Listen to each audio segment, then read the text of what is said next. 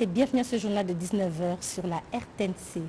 La quinzaine de la journée de l'enfant africain s'est clôturée ce mardi 12 juillet 2022 et c'est le Premier ministre Jean-Michel Sama Lukonde qui a procédé à la clôture de cette période destinée à la promotion et protection des droits de l'enfant. Pati Tondo a signé ce reportage. Qu'est-ce qui est fait? Qu'est-ce qui reste à faire? La quinzaine de l'enfant africain était une opportunité d'évaluer les engagements pris sur les plans politiques et administratifs en ce qui concerne la situation des enfants. Et c'est là, au regard des engagements pris par les États membres, le Premier ministre Jean-Michel Sama Lukonde Kyenge, qui a clôturé les festivités commémoratives de cette quinzaine dédiée à l'enfant, ce mardi 12 juillet 2022 à l'Académie des Beaux-Arts, a promis d'apporter une réponse favorable au plaidoyer des enfants, avant de réitérer son engagement de défendre la cause de l'enfant. Au-delà de cette commémoration, il s'agit pour les États africains préoccupés par le bien-être de leurs enfants et partant du devenir du continent, de marquer un temps de réflexion sur les conditions de vie des enfants en Afrique, de faire le point sur la situation des violations des droits de l'enfant et de renouveler leurs engagements à prendre des mesures appropriées afin d'assurer davantage le mieux-être à l'enfant. La ministre du Genre, Enfants et Famille, Gisèle Ndaya, a martelé sur les efforts fournis par son ministère pour atteindre les objectifs de développement durable repris, mais dans les thèmes. Aussi, je tiens toute ma reconnaissance à son Excellence M. Jean-Michel Sama Lukonde pour son sens managérial avec lequel il conduit la politique du gouvernement congolais par la mise en œuvre de la vision du président de la République et pour ses pertinentes orientations qui nous permettent de parvenir aux objectifs du ministère dont j'ai la charge. Organisée par les ministères des Gens, Familles et Enfants, cette activité entre dans le cadre de la sensibilisation et vulgarisation des instruments juridiques internationaux et des lois nationales pour la protection et la promotion de l'enfant. Et faire rayonner la nouvelle image de la CENI afin d'assurer l'accessibilité de l'information électorale aux parties prenantes et de restaurer la confiance entre la CENI et autres parties prenantes du processus électoral. Tel était l'objectif de cet atelier d'élaboration d'un plan national d'information et de communication offert par le président de la CENI, Denis Kadima. Autre détail avec Petit Samba et Herbem Poudibunga. L'objectif de cet atelier est d'améliorer l'organisation des processus électoraux par une gestion de la communication institutionnelle et opérationnelle de la centrale électorale. Ces travaux ont été lancés par le président de la Commission électorale nationale indépendante, Denis Kadima Kazadi, ce mardi à l'hôtel Sultani River de la commune de Ngaliema. Quand la communication n'est pas bien faite, on laisse la place à une autre communication qui peut ne pas aller dans le sens de celle que nous désirons véhiculer. Cette recherche d'une nouvelle identité, d'une nouvelle image, il ne peut pas se limiter par un discours, mais c'est aussi par des actes. Madame Patricia Ntseya, rapporteure de la CENI, a signifié que l'Assemblée plénière de la CENI est appelée à adopter un plan national de l'information et de la communication institutionnelle et opérationnelle qui intègre les différentes dimensions à la mission et aux attributions de cette institution d'appui à la démocratie. Nous devons calibrer notre communication, mais cette communication ne sera pas une communication mensongère où nous disons des choses que nous ne faisons pas. Ça ne se fera pas comme ça. Nous allons dire ce que nous faisons. Quand nous avons des difficultés, nous allons le dire. Mais nous n'irons pas dire aux gens que tout va bien quand rien ne va bien.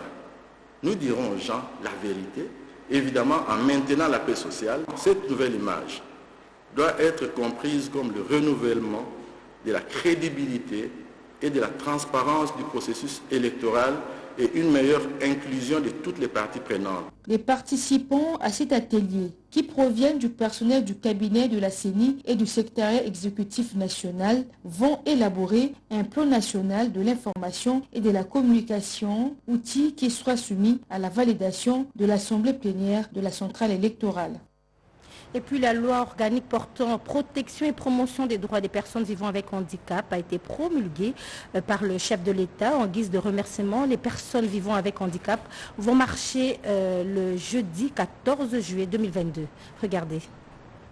C'était la liesse au ministère délégué en charge de personnes vivant avec handicap et autres personnes vulnérables au motif la promulgation le 13 mai 2022 de la loi organique portant protection et promotion des droits de personnes vivant avec handicap par le chef de l'État et aussi sa publication le 1er juin 2022 des partout où nous sommes passés à la FECOPEA, Fédération congolaise de personnes handicapées au siège social dans la commune de Kasavubu ou au centre Achad, à Lingwala, l'association des couturiers pour le développement et au centre de Mouchi pour handicapés physiques. C'est la joie et des messages de remerciement au président de la République pour la matérialisation de la vision portant du principe « Ne laisser personne pour compte » en référence au partenariat mondial de l'agenda 2030 issu des objectifs de développement durable.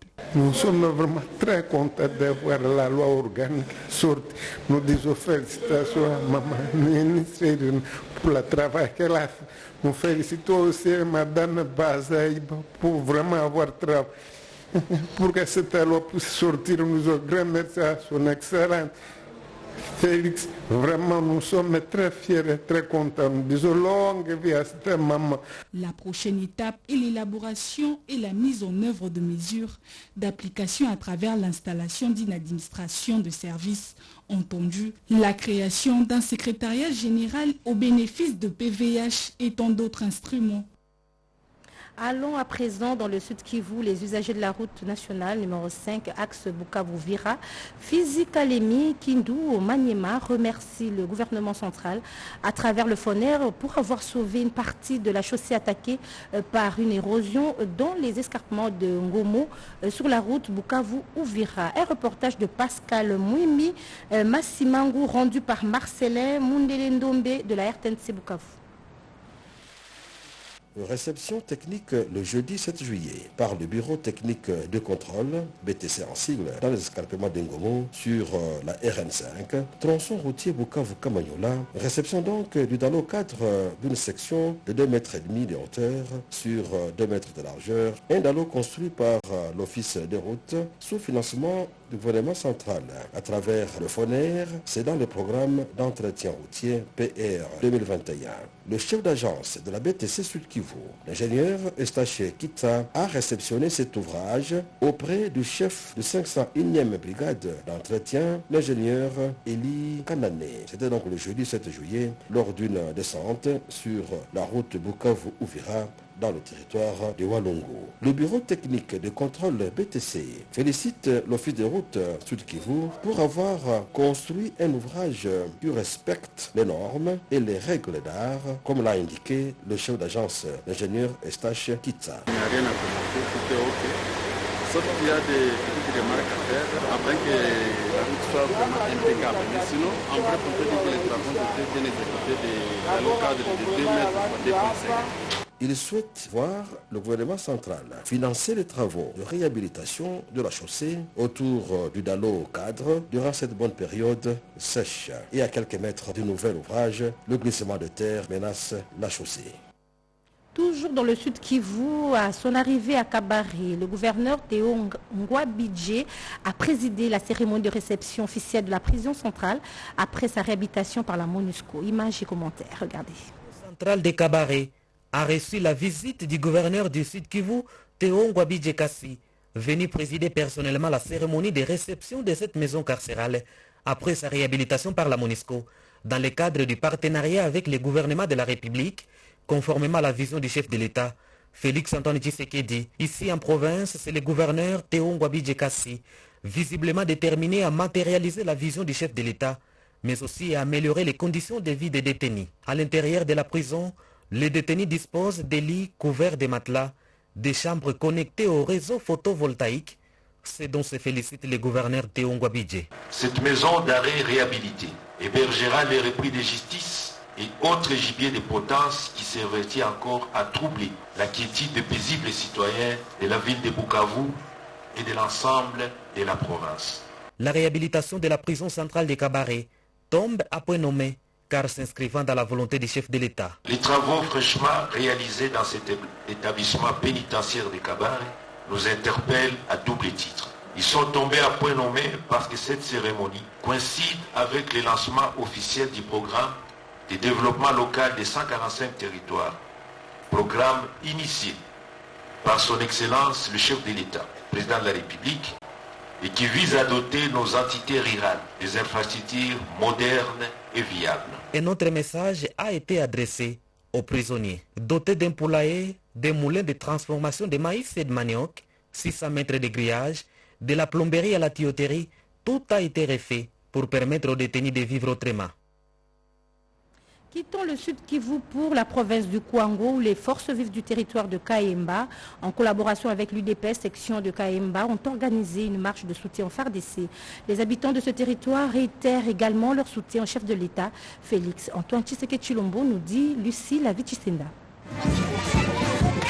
La paix, rien que la paix, c'est ce que veut tout Congolais se trouvant sur le sol congolais à n'importe quel coin du territoire national. Ceux habitant le territoire de Kayemba dans la province du Kwango ne sont pas en reste. Pour soutenir les forces armées congolaises, le commandant suprême des FARDC et de la PNC, Félix Antoine Tshisekedi Tshilombo, l'UDPS, section Kayemba, la notabilité, les forces vives de l'Union sacrée et toute la communauté des Kayemba sont descendus dans la rue. Une façon pour ces Kayembiens de manifester et réitérer leur soutien indéfectible au président de la République, chef de l'État et les FARDC. Par cette marche, l'UDPS, section Kayemba, la notabilité, les forces vives de l'Union sacrée et toute la communauté des Kayemba exigent que la souveraineté et l'intégrité du territoire national soient respectées par tous et que la paix revienne. À l'issue de cette marche qui est partie de marché Makolongulu pour chiter devant le bureau du territoire, un mémo a été lu et déposé par M. Mouyeke Ferna, président sectionnaire de l'UDPS Kayemba, pour dénoncer cette énième agression du pays par le Rwanda. Soutien au FARDC. L'association Les Amis de Patrick Mouyaya vient d'organiser une marche dans la province de la Chopo et cette association projette d'organiser d'autres marches dans les différentes provinces de la République démocratique du Congo pour encourager les vaillants militaires engagés au front. De la ville-province Kinshasa, Calico, t-shirt, banderole à l'effigie du ministre de la Communication et Médias. Les amis de Patrick Mouyaya marchent dans les avenues de Boyoma Singamwambe dans la province de la Chopo, en guise de soutien au FARDC engagé au front pour défendre l'intégrité territoriale aujourd'hui menacée par le Rwanda. Il y avait de la joie auprès de la population de voir les amis de l'excellence marcher pour leur armée. Les amis de Patrick Mouyaya Boyoma mobilisés derrière le FARDC. Message de réconfort aux vaillants soldats pétant lire sur le t-shirt des 6 hommes et femmes déterminés. Nous défendrons notre nation, même pas un seul centimètre ne sera cédé. De l'état-major jusqu'au gouvernorat, 6 Congolais ont exprimé leur gratitude au président Félix Tshisekedi, chef de l'État, mais aussi au porte-parole du gouvernement.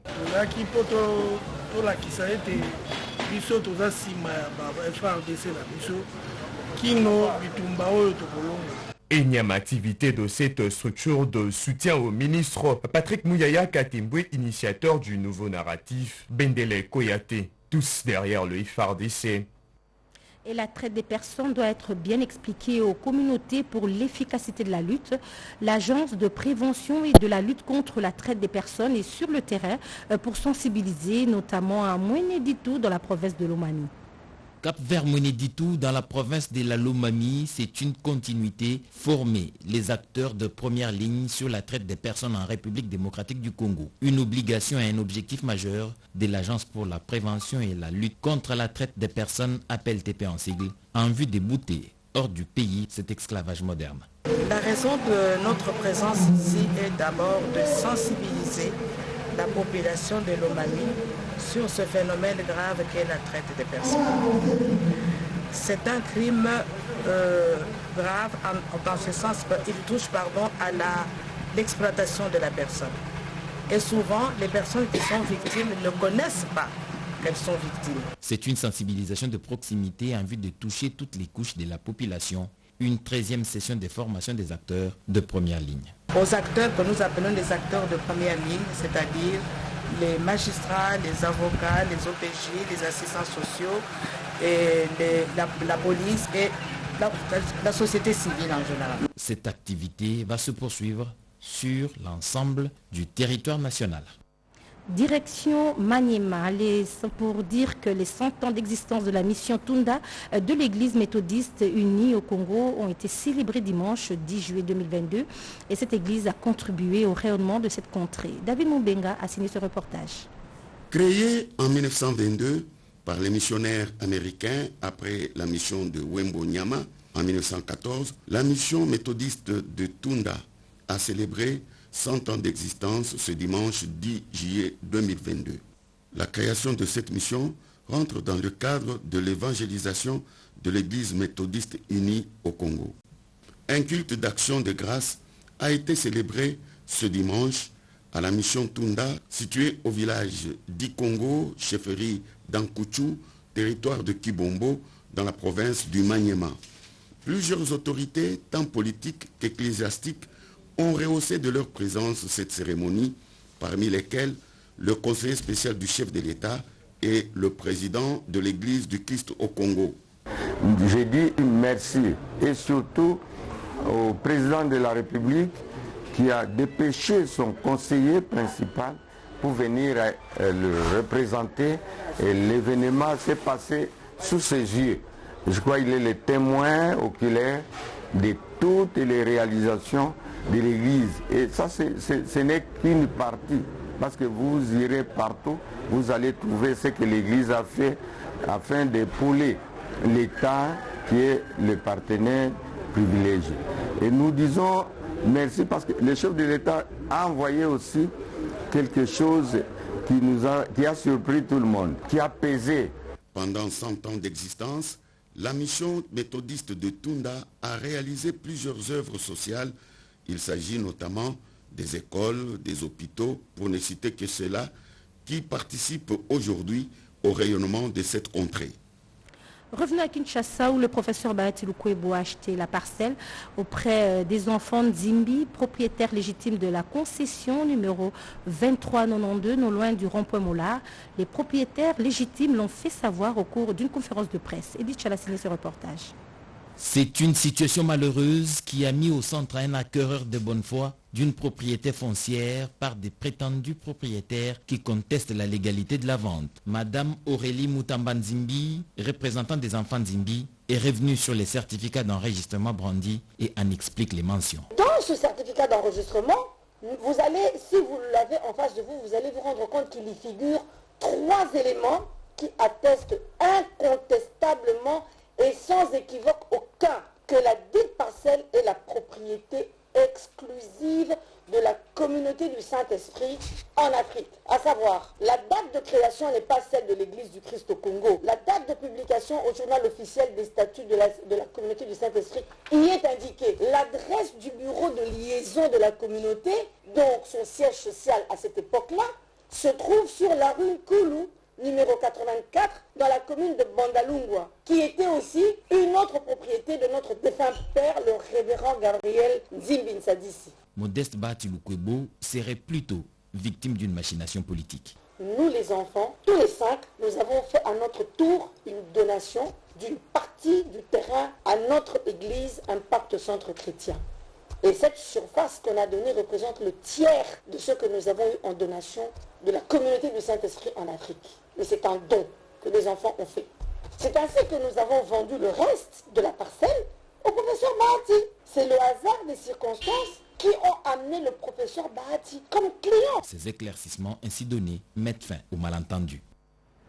Un des points de l'accord de Bibois entre professeurs de l'université et le gouvernement est sur le point de trouver son dénouement. Il s'agit des véhicules des professeurs qui seront distribués sous peu.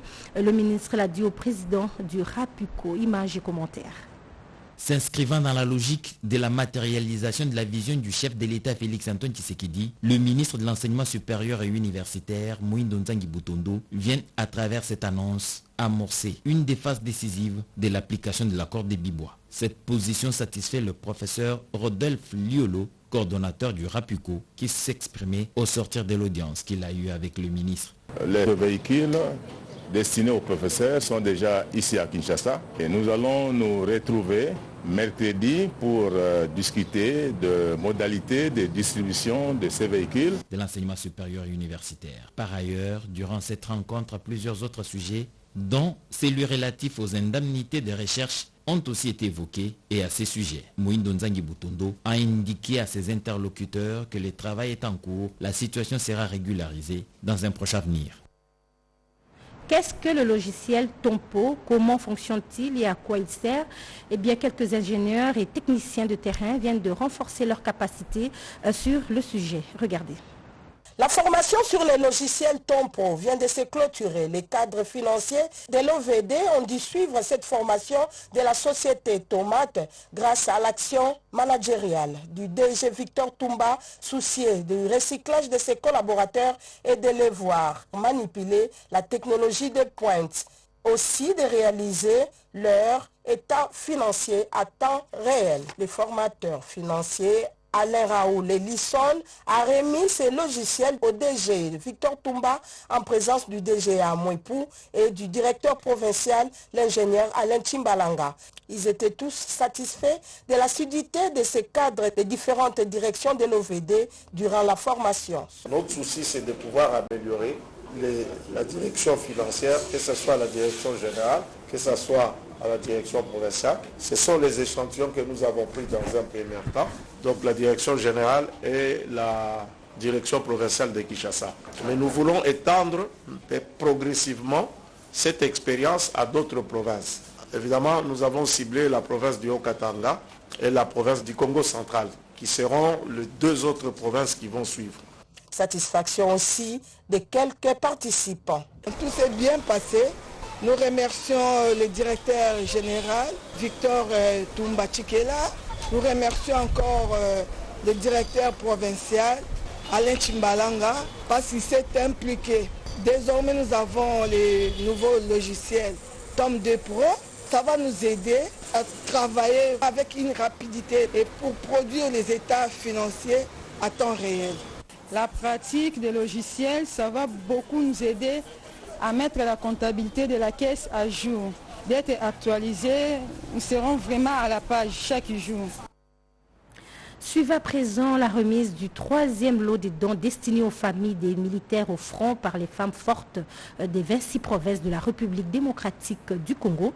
C'était dans le cadre de la campagne dénommée Fardissé au front, Bisso Namabota Nabisso.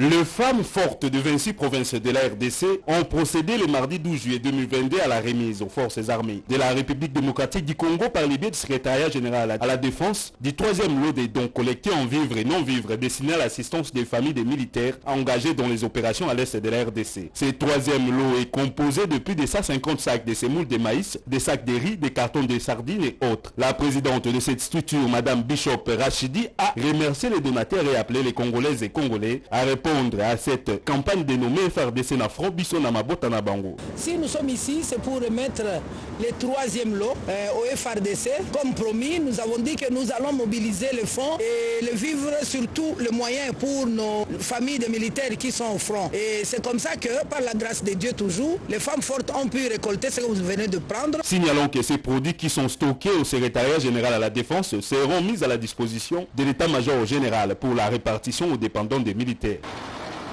Et le secrétariat général au sport et loisirs a tenu une séance de travail hier lundi 11 juillet 2022 avec les membres de coordination des activités de judo récemment nommés par le ministre des Sports.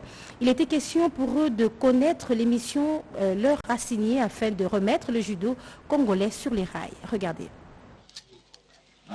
Les membres des coordinations des judo étaient ce lundi chez le secrétaire général Barthélémy Okito. L'objectif de cette rencontre a été clarifié au maître Nicolas Lianza et son équipe, ainsi que leur programme d'action. Il faut inventorier les clubs et les encadreurs techniques. Deuxième chose, les statuts, il faut actualiser les statuts, convoquer une assemblée générale pour faire valider ces statuts et en finish une assemblée générale extraordinaire élective. Et puis, pendant ce temps, si l'équipe nationale, il y a des compétitions, il faut faire participer ces athlètes aux à ces compétitions.